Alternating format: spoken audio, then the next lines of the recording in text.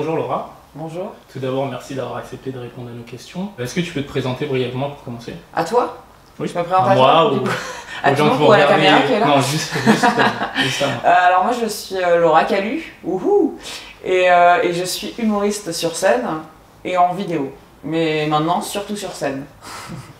Parce que j'ai mal vu mon corps, mon problème. Parce que j'ai soif et que la bière fraîche ça me désaltère. Que j'aime les cacahuètes et que ça me donne encore plus soif. Et n'oubliez pas, le plus important n'est pas d'avoir un corps parfait, non. C'est d'avoir un corps tout court.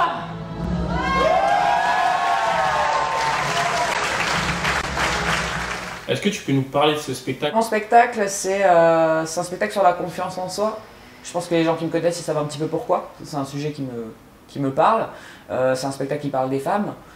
Pas parce que je suis féministe, mais parce que je suis une femme. Donc forcément, je suis inspirée par ma propre vie. Et c'est un spectacle qui va parler un peu des hommes aussi, qui va changer un petit peu, puisque je vais écrire le personnage d'un mec, pour que les mecs s'y retrouvent un petit peu aussi. Et c'est un spectacle qui est pas que drôle, mais qui est fait pour qu'on se marre déjà, c'est important, mais qu'on ressorte avec plus de force et plus envie de se battre dans la vie. Savez-vous que je viens du Sud? Je viens du Sud, et par tous les chemins... Ta gueule! J'habite à Paris depuis quelques années, ou plutôt je suis sur Paris depuis quelques années. Quand tu viens du Sud, pour ma part du Var, tu es confronté chaque jour à divers clichés, notamment... C'est bizarre, t'es du Sud, mais t'as pas d'accent. Ah oui, pardon. Ça te rassure si je te parle comme ça?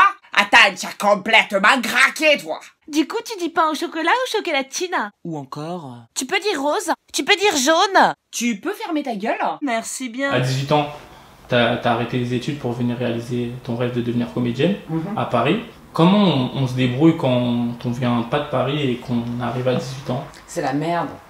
C'est la merde. Quel type d'épreuves on traverse? Moi en fait je venais d'un tout petit village de 800 habitants, donc déjà t'arrives à Paris ça fait mal. Les 800 habitants tu les croises en une rue, donc ça fait bizarre. La difficulté c'est les métros, hein. Se repérer dans un métro c'est très très dur. Chercher la mer et jamais la trouver aussi.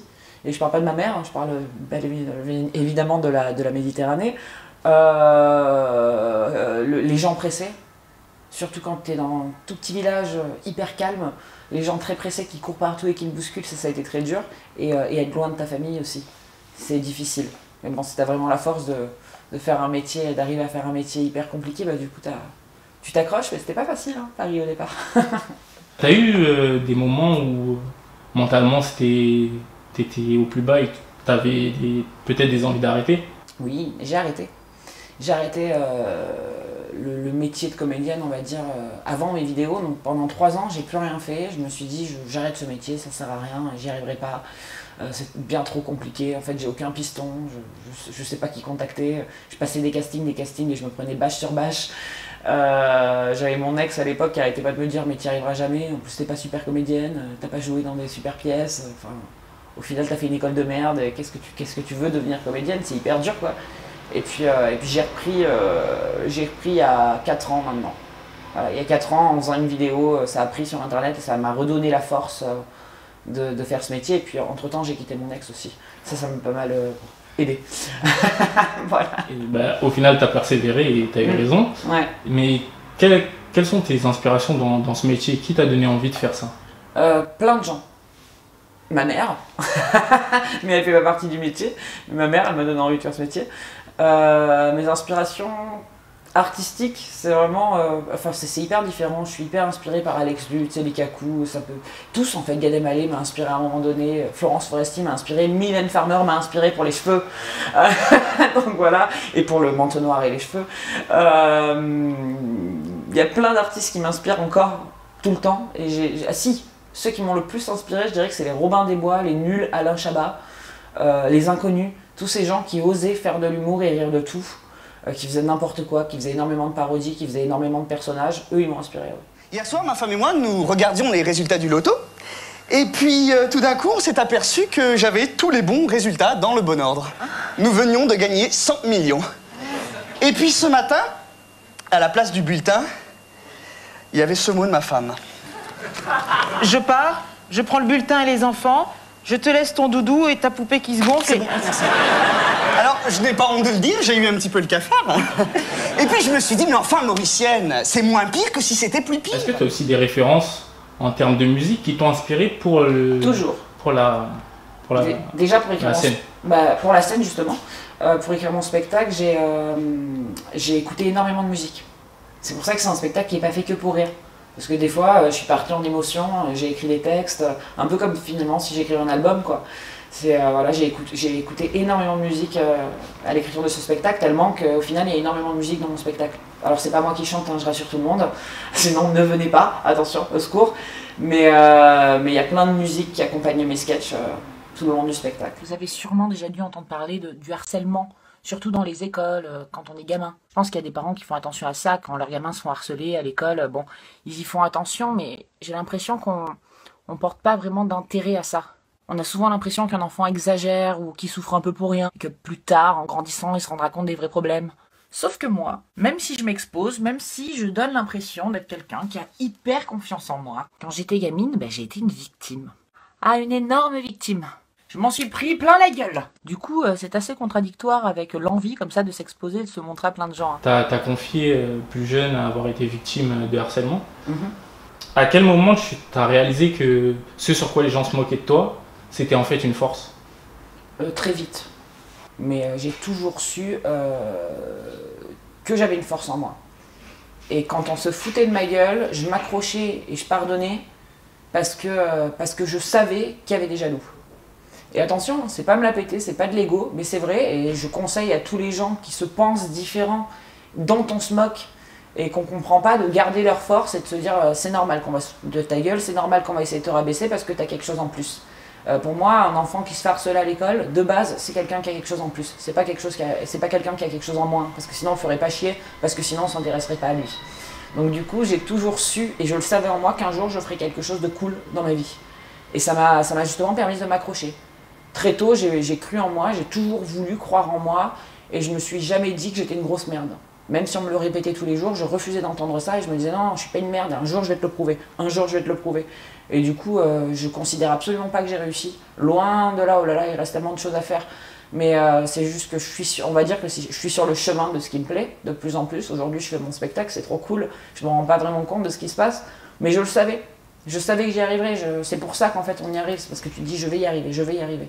Donc voilà, donc je conseille à tout le monde de penser comme ça. Aujourd'hui, tu es un modèle pour un grand nombre de personnes, mais avec ta popularité, mais tu dis parfois aussi encore ne pas avoir confiance en toi. Ouais. Est-ce que tu penses que tu as un rôle à assumer maintenant par rapport à ces gens-là? Il faudrait que j'arrête de dire que j'ai pas confiance en moi, par exemple? Non, pas forcément, mais en gros, est-ce que t'as pas le sentiment d'être un peu une ambassadrice par rapport à ça? Non. En fait, j'ai du mal à me mettre sur un piédestal quand même. Non, je suis pas une ambassadrice, je suis juste une personne comme les autres. Dans le sens, j'ai vécu des traumatismes comme les autres, j'ai pas confiance en moi comme les autres, je me regarde dans un miroir, je me trouve dégueulasse comme les autres, je culpabilise quand je mange un truc comme les autres. Mais comme en fait j'ai des gens qui me regardent et qui m'écoutent, du coup le petit truc que j'ai en plus que les autres, c'est une parole qui est entendue, écoutée et appliquée.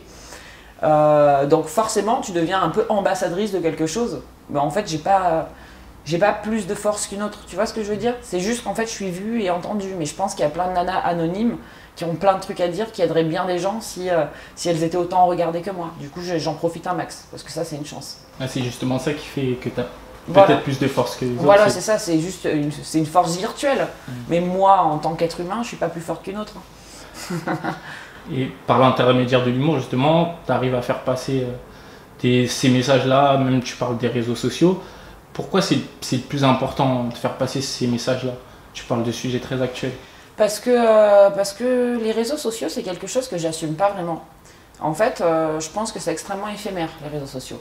Un de ces quatre, c'est comme toutes les modes.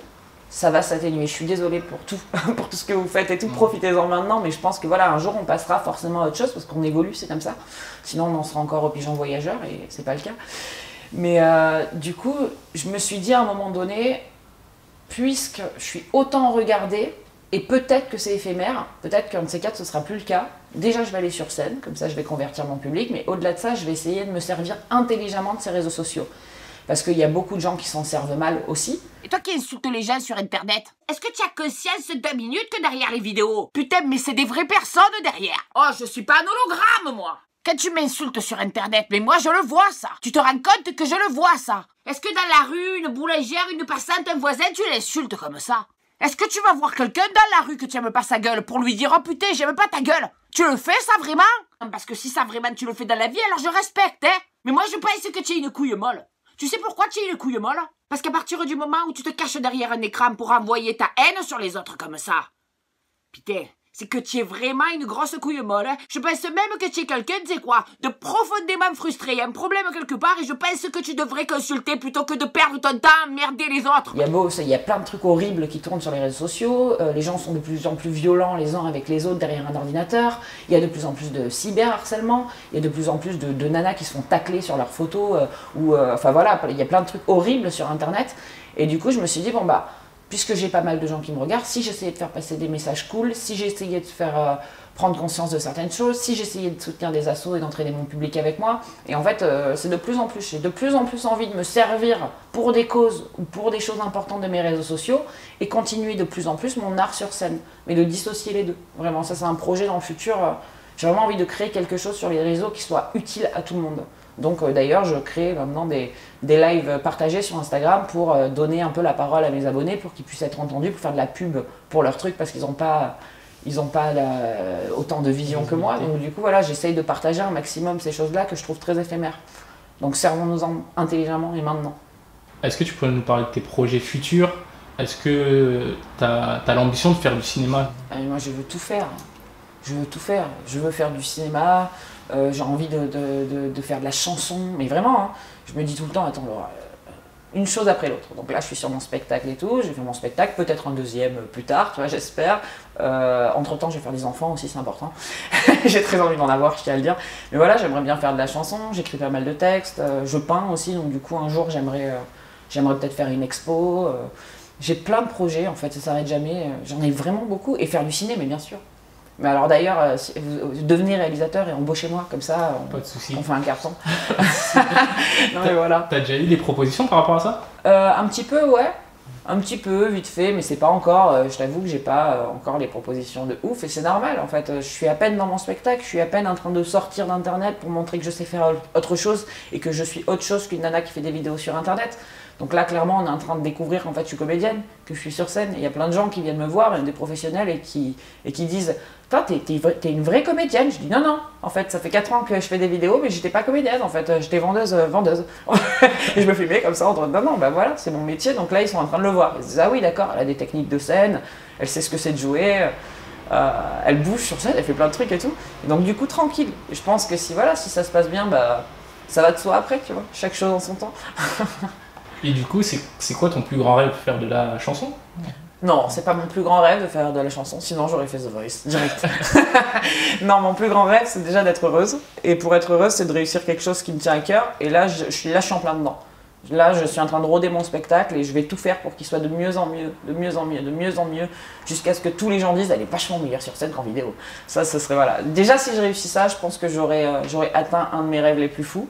Et puis c'est tout, puis être heureuse et que ça s'arrête jamais. Hein. Et fonder ta famille, tu Ouais, fonder ma famille, ce serait cool aussi, mais après, c'est pareil.